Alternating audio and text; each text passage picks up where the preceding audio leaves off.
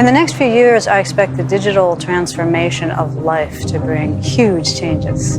Everything from science to healthcare to sensors to robotics. Whether it's information technology and the acceleration we see in artificial intelligence, you just look across the board and you can see a lot is happening. It's really the notion of digital technology pervasively impacting every walk of life in every vertical industry on all parts of the globe. The speed is mind-boggling. What I'm particularly concerned about it is how little the world is prepared for the fourth industrial revolution.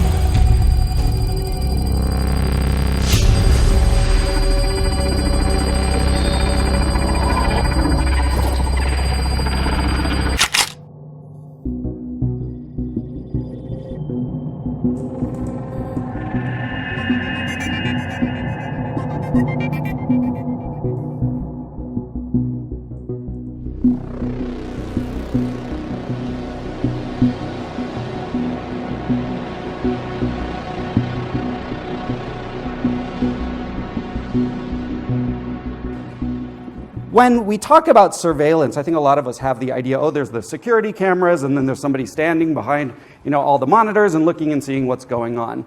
That image is over. It doesn't work anymore. Right now, the cameras themselves are doing the operations. In other words, you have a traffic camera, that camera can detect if somebody is, doing something wrong and automatically issue a ticket, right? So we're building these autonomous surveillance systems that actually intervene in the world. And a lot of people are saying that by 2020, there'll be 1 trillion sensors on the surface of the Earth. When we look at what these planetary infrastructures look like, on the left, we see an image of what Google's global infrastructure looks like. On the right, we see the National Security Agency's global infrastructure as of 2013. The point is, these are literally technological systems that envelop the Earth. And so one project that I've been doing is just trying to go to the places where these systems come together. Where does this infrastructure kind of congeal in very specific places? A really important part of global telecommunications is choke points, places where transcontinental fiber optic cables come together. What are the places where the continents are connected to one another? These are really important to telecommunications, but also obviously very important to surveillance. You sit on these places, you can collect most of the data that's going through the Earth's telecommunication systems. And what do you see in the image? Nothing, right? The point of these images is these are some of the most surveilled places on Earth. These are literally kind of core parts of global telecommunications and surveillance infrastructure. There's no evidence whatsoever that that's going on in the photos of these kind of places. So, and started going out and studying nautical charts and undersea maps to try to find places on the continental shelf where I could maybe see these. Going out with teams of divers, when you do everything right, you find images like this. As you can see, there's dozens and dozens of internet cables moving across the floor of the ocean. These are cables that connect the east coast of the United States to Europe. Humanity itself will be changed with this superintelligence, and we are at the doorstep of that era. A former Google and Uber executive is organizing a new religion. The organizer is Mr. Anthony Lewandowski. He is a Silicon Valley expert in driverless vehicles. The religion is called The Way of the Future. The religion's Bible is called the Manual. The religion hopes to build temples and hold religious services to worship its God. And who or what is the God of the way of the future? Mr. Lewandowski believes that an artificially intelligent global brain will evolve into a God that must be worshiped someday by humanity.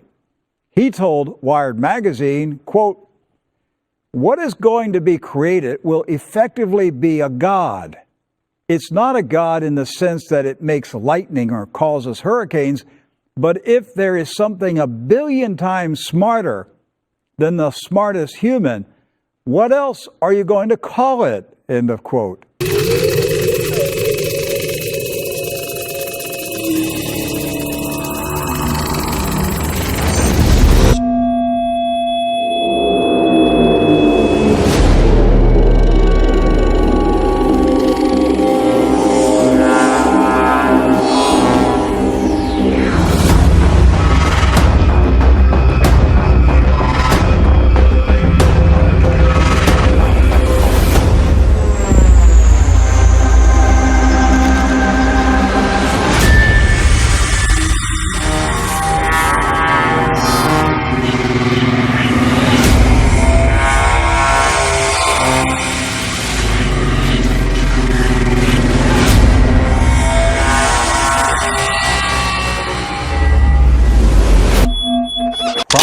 Talked about was 2030. Yeah. It was throughout the conference. And I want to point out, to be fair and accurate, at the Mobile World Congress, there was no discussion of worshiping a God. Right. It was totally a technology project, but they did refer to it as a global brain. That's correct. And the reference was to the construction of an Internet of Things world where every device has microchips that are connected to the internet and connected to each other. That's right. And they said, as these devices multiply throughout the world, and there will be billions of them, that eventually you will have a global brain that will evolve simply by all of these devices talking to themselves. Now, when we're talking about planetary surveillance systems, aka planetary telecommunication systems, they're not only enveloping the Earth like in series of cables and hardware and infrastructure, they're also in the skies above our heads. Every minute of every hour, there are hundreds and hundreds of satellites over our heads.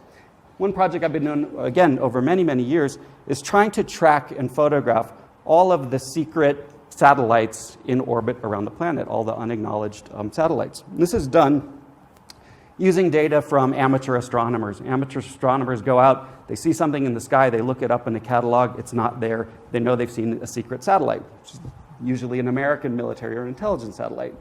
They write down what they saw. What I can do is I can take that observation, model that orbit, and then go out at night, model the orbit, make a prediction about where something will be, and then using telescopes and kind of computer-guided mounts, I can pinpoint a place in the sky where I think it'll be, and if you do everything right, which is rare, you get an image like this. And this line here is the streak of something called the X-37B, for example. This is an American secret space drone that's currently on its 4th mission. O Google acaba de fechar uma parceria com a Biblioteca Britânica, dona de um dos maiores acervos do mundo.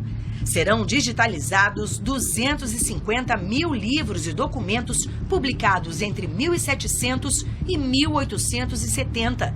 Entre as raridades estão panfletos feministas a respeito da Rainha Maria Antonieta e registros sobre o primeiro submarino movido por um motor de combustão.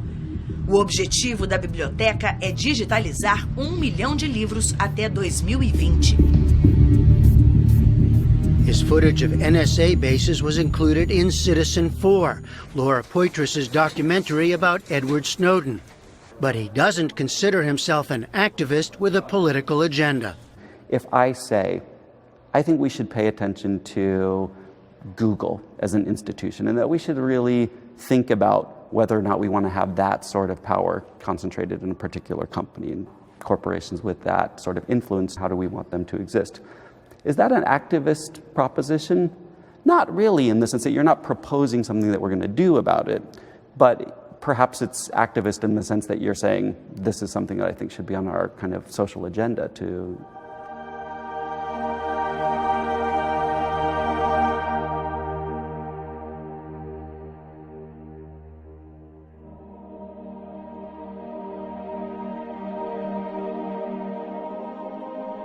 I decided I want to write a book about the very old and the very new, about ancient Christianity and also artificial intelligence.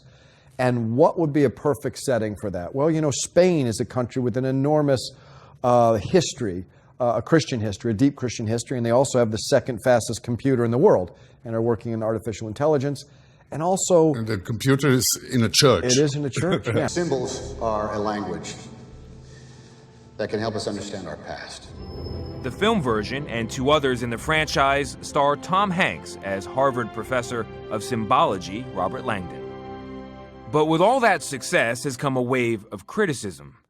Brown's been attacked by religious groups and readers for his depictions of Christianity. Do you consider yourself anti-Catholic or anti-religion? Absolutely not. Religion does an enormous amount of good in the world. At the same time, there are factions in every religion that take the metaphors and the myth of Scripture and they hold them up as literal fact. And that is the danger of any philosophy or any religion. Now, Dan Brown is at it again with Origin, a new novel out this week that puts God on the edge of extinction. Traditionally, all the gods fall. And my question is, are we naive to believe that the gods of today will not suffer the same fate? Would that be a better planet? I personally believe that our planet would be absolutely fine without religion, and I also feel that we are evolving in that direction.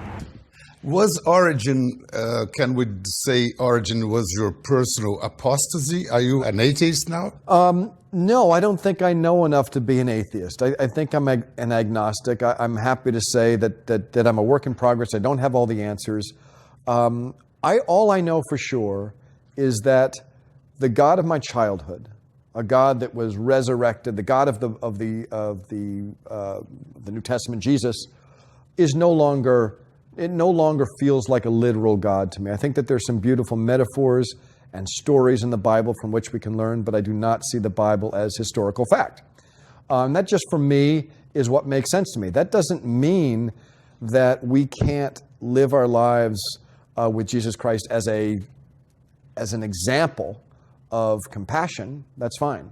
But I personally no longer believe that there are people resurrecting from the dead or virgin births or anything like that. Robert Langdon is very needed in some kind of, because mainly religions take symbols literally, right? That's what you're saying. And Langdon's work is to actually teach us about what symbols are for, not to be taken literally.